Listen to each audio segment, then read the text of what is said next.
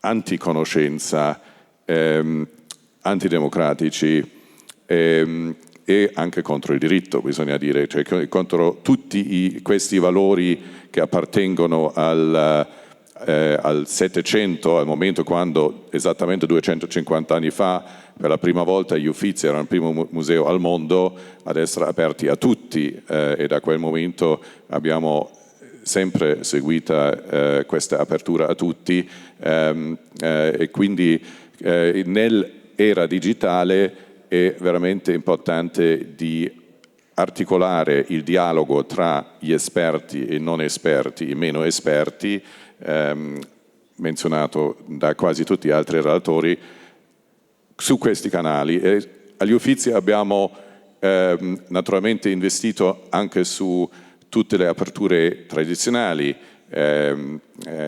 educazione per le famiglie, con la Confindustria di Firenze c'è il programma Famiglie al Museo, per esempio, ma anche è proprio fondamentale di interagire con le nuove tecnologie per le nuove generazioni.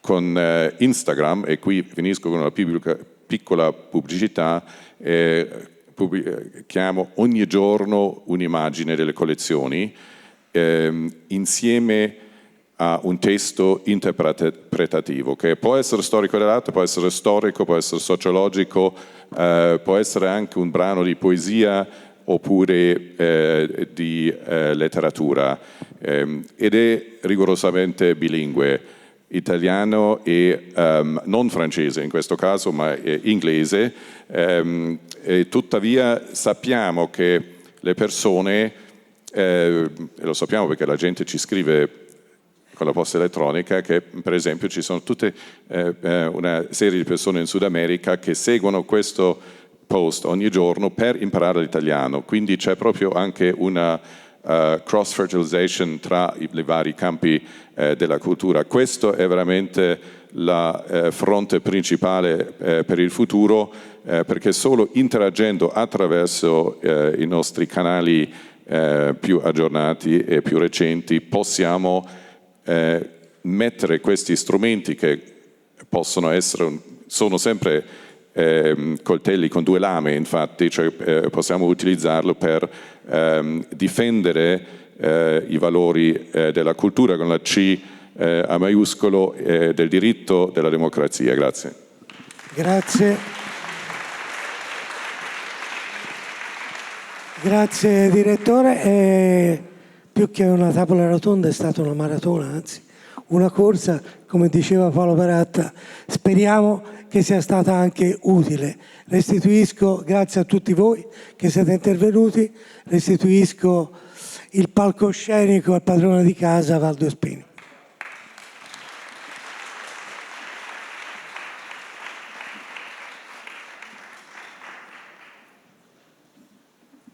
Bene, intanto un grazie al pubblico che si è dimostrato estremamente attento, estremamente anche paziente, però avete visto che abbiamo potuto mantenere i tempi. E ripeto ancora una volta il ringraziamento al Presidente Hollande che ha seguito attentamente tutto questo dibattito. Abbiamo voluto appunto in lui un testimone dell'apertura europea del nostro dibattito e quindi anche un garante. E poi anche un personaggio con cui potremo continuare a sviluppare questo lavoro e questo discorso. Mi diceva la deputata europea Simona Bonafè che vorrebbe ripetere anche a livello del Parlamento europeo un'iniziativa di questo genere.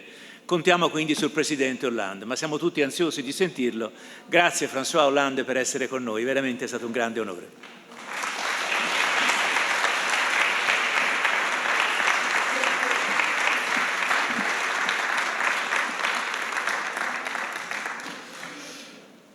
Buongiorno a tutti.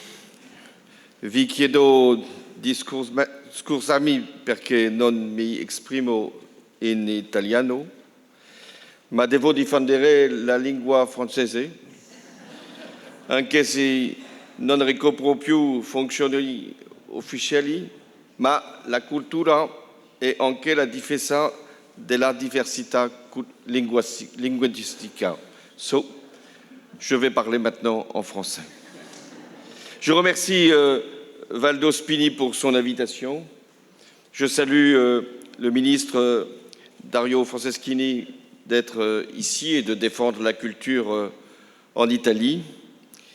Je salue le maire de Florence, Dario Nardella. J'avais connu son prédécesseur dans d'autres fonctions. Je voudrais évoquer devant vous la question européenne à travers la réponse culturelle. Je veux insister sur l'une des faiblesses originelles de la construction européenne, qui n'a pas inscrit la culture au premier rang de ses priorités, parce qu'elle était fondée sur un marché, le marché commun, qu'elle s'est poursuivie sur un partage, le partage d'une monnaie, qu'elle a été incarnée par des institutions qui devaient assurer le bon fonctionnement et le respect des traités, si bien que l'Union européenne, si je puis dire, est passée à côté de la culture. Elle n'a investi ni la valorisation du patrimoine, qui relève de chaque nation, voire des autorités locales, et vous l'avez démontré. Elle n'a pas davantage investi la création ou l'innovation, qui n'occupent qu'une infime place dans le budget européen. Et comme il a été rappelé, il n'y a pas de commissaire européen chargé de la culture. Certes, dans les traités qui ont constitué l'Union européenne, il est rappelé les racines de l'Europe, les racines culturelles, l'histoire de l'Europe, les valeurs de l'Europe, mais il n'y a pas proprement dit la volonté de faire de la culture l'objectif de l'Europe. Je veux être juste, le Parlement européen, et je salue la députée, a été conduit à plusieurs reprises à défendre les droits d'auteur, la liberté de création, voire la diversité ou l'exception culturelle dans les négociations commerciales. De même, la Commission européenne a pu dégager, dans l'attribution de fonds structurels aux régions en difficulté, des financements qui ont permis des réalisations en matière culturelle. Je n'oublie pas non plus qu'Erasmus a permis à des centaines de milliers de jeunes Européens de se former dans un autre pays que le leur et donc a contribué à la formation d'une culture commune. Mais en 60 ans d'existence, l'Union européenne n'a lancé aucun grand chantier culturel, n'a contribué à aucun recensement de la richesse patrimoniale de l'Europe, n'a construit aucun grand édifice symbolique de ce que peut être la culture commune, aucune grande bibliothèque, aucune grande collection d'art contemporain. L'Union européenne n'a pas non plus, et c'est plus grave encore, cherché à bâtir une grande industrie audiovisuelle. Elle est passée à côté des plateformes, des grandes plateformes, et elle se voit aujourd'hui concurrencée, menacée, parfois même pénétrée par ces grandes plateformes venant d'autres pays. Elle n'a pas promu non plus la production de contenus susceptibles d'être diffusés dans tous les pays membres. Il n'y a pas une grande chaîne de télévision européenne, même s'il y a une chaîne franco-allemande. Et ce qui pourrait être l'équivalent de Netflix n'est jamais apparu comme une nécessité de la part des États, comme si c'était le marché qui devait y répondre. Je me souviens même que lorsque le plan Juncker a été lancé en 2014, ou même quand la Banque européenne a été recapitalisée en 2013, aucune condition n'a été posée, pas davantage par la France, et donc par moi-même, pour qu'une fraction de ces financements aille vers des projets culturels d'envergure. Néanmoins, il n'est pas trop tard.